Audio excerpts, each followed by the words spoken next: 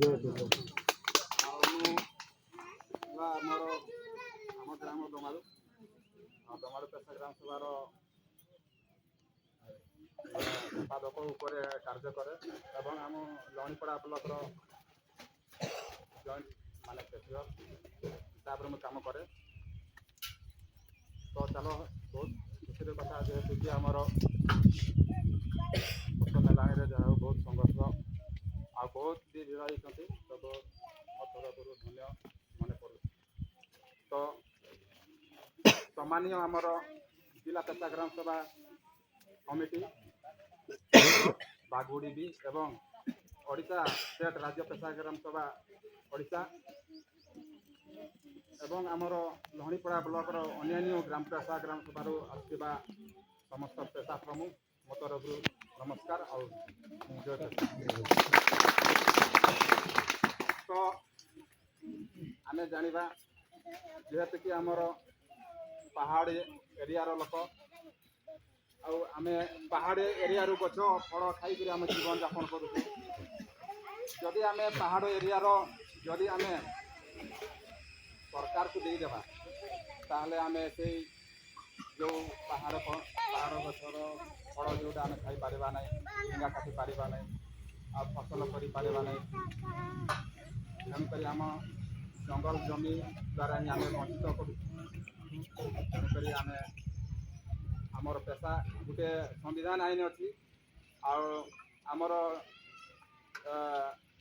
ଆମର ସୁନ୍ଦରଗଡ଼ ଏକ schedule area ଆମର ବହୁଳ ଜିଲ୍ଲା ଅଟେ। ଏଇ ସୁନ୍ଦରଗଡ଼ ମାଟିରେ ଯେମିତି ଆମର ମାଟିର ସୁନ୍ଦରକୁ ଆମେ ସୁନ୍ଦର ରଖିବା ତବନା ଆମେ ଜଙ୍ଗଲ ପାହାଡ଼ ପର୍ବତରୁ ଆମେ ଯେଉଁ ସାମାନ ଜିନିଷ ଫଳମୂଳ ଖାଇପାରିବା ନାଇଁ କି। ତେଣୁକରି ଆମର ଏ ପେଶା ଗୋଟେ ଦେଖ ଆଇନ ଅଟେ।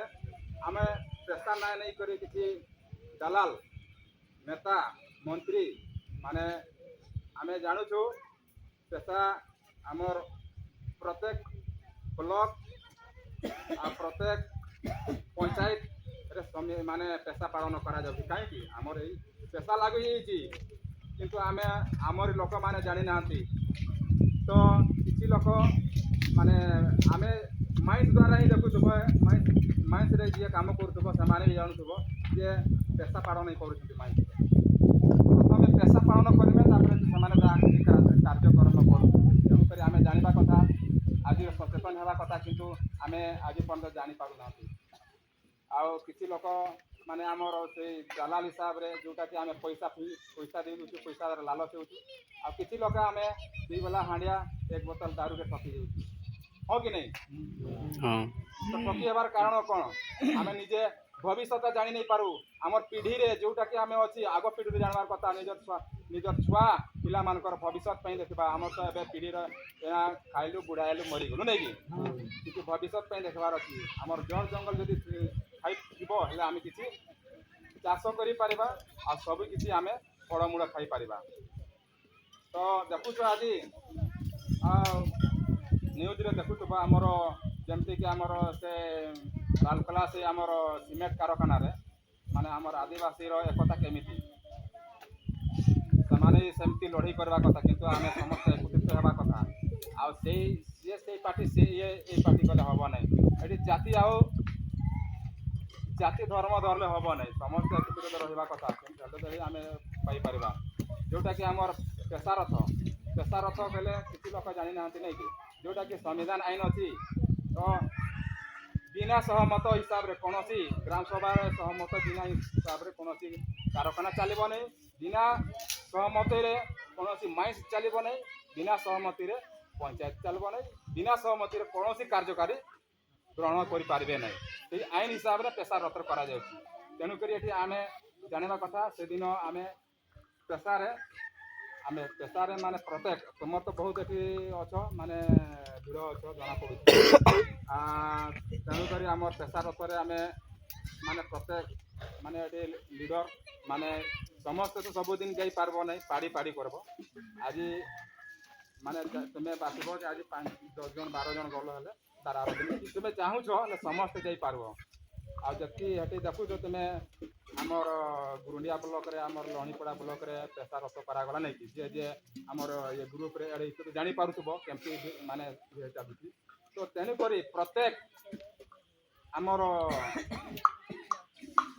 ଆମର ସେ ଗଭର୍ଣ୍ଣମେଣ୍ଟ ୱାଜ୍ ନେଇକିନା ମାନେ କଲେକ୍ଟର ନେଇକିନା ତହସିଲ ନେଇକିନା ପଞ୍ଚାୟତ ନେଇକିନା ଯେତିକି ଗଭର୍ଣ୍ଣମେଣ୍ଟର କାମ କାର୍ଯ୍ୟ କରୁଛନ୍ତି ସେମାନଙ୍କୁ ଆମେ ଚିଠି ମାଧ୍ୟମରେ ଜଣାଇବାର ଅଛି କି ଆଜିଠାରୁ ତୁ ଯଦି କାର୍ଯ୍ୟ করবার ଅଛି ହେଲେ ବିନା ସହମତି କାର୍ଯ୍ୟରେ ଯଦି করବୁ ବୋଲି ତ ଭଲ କଥା ତାହେଲେ ଏଠୁ ତୁଇ ବାହାରି ଯିବୁ তোর কাম দরকার নাই গ্রাম সভা বিনা গ্রাম সভা যদি তুমি সহমতি নেইকি কাম করবু বেলে তো রহ নହେଲେ তো ভাগ ସେଇଟା ହେଲା ଗୋଟେ ନିୟମ ତ ସେଥିପାଇଁ ଆମେ ସେଟା ଜାଣିବା କଥା ଯେ ଆମେ ଏଇ ପେଶାରତ କରିବା ପାଇଁ ଯେଉଁ ଟଙ୍କା ଖର୍ଚ୍ଚ ହେବ ଆମର ତ କାହା ପାଣ୍ଠି ନାଇଁ ନେଇକି କଟୁଛୁ ମାନେ ଦିନିଆ ସବୁଦିନ ମାନେ ନାଇଁ କଟିଲେ ଖାଇପାରବା ନାହିଁ ଚଳିପାରବା ନାହିଁ ତେଣୁକରି ଆମେ ପ୍ରତ୍ୟେକ ଗ୍ରାମ ସଭାରେ ଗୋଟେ ଗୋଟେ ଇଏ କରିବା କଥା ମାନେ ପଞ୍ଚା ମାନେ ଯେମିତିକି ଏବେ ବିରିଙ୍ଗା କଟା ନେଇ ବିରିଙ୍ଗା କଟା ସମସ୍ତେ ଘର ପଚିକିନା ଗୋଟେ ବିରିଙ୍ଗା କାଟିଛି ତ ସେଠି କିଛି ପାଣ୍ଠି କରି ତ ମାନେ କେତେ ଟଙ୍କା 250 ଟଙ୍କା କରିକିନା କରିଦେଲେ ବହୁତ ହେଇଯିତା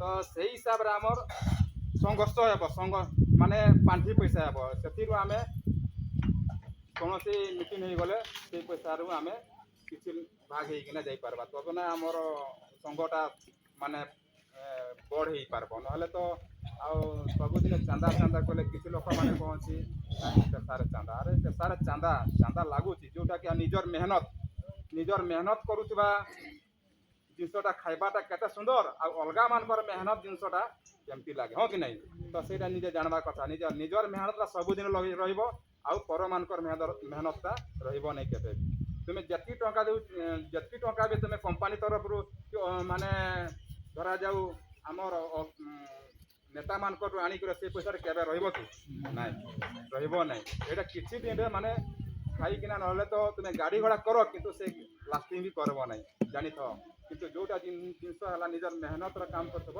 ସବୁଦିନର ପାଇଁ ସୁନ୍ଦର ଲାଗିବ ଆଉ ଭଲ ବି ଲାଗିବ ନାଇଁ କି ତେଣୁକରି